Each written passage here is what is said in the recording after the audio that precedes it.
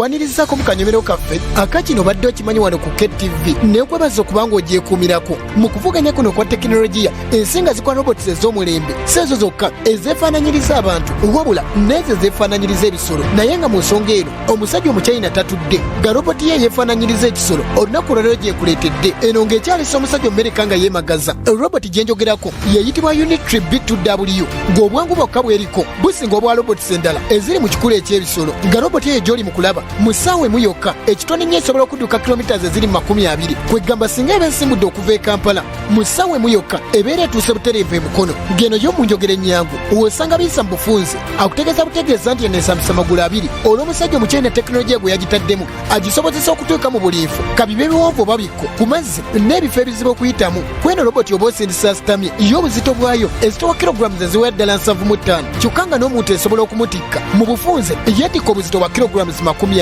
era wano singa eba yeetisse gawane beesobola okutambula olugendo lwa kilomitazi eziwerera ddala 50 mu ssaawa emu. Ng'omulabi wa KTV roboti eno eri mu kikula eky'ebisolo erina obusobozi obuwalampa amadaala okutuukira ddala ku sentimitazi 25, ng'esobola na butereevu okubuuka obuwanvu obuli ku fuuti 6, ng'eryanda lyalyo ligisobozesa okukola wakati w'essaawa 3 ne 4. Eno esobola n'okuyimirira ku mupiira ogumu n'okukyusa ennyingo zaayo mu buli sayidi, kw'ossa n'okuba ng'eriko kamera ez'omulembe, nga kino ekigireetera okubeera ey'enjawulo ku roboti endala. Kati ng'abasajja bakyavuganya mu nsonga za tekinologi okusingira ddala Omuchina n'Omumerika, nze nzikiriza nkwerekereze wano. Asigadde Profesa Branch Kirangwa, KTV amalindirire.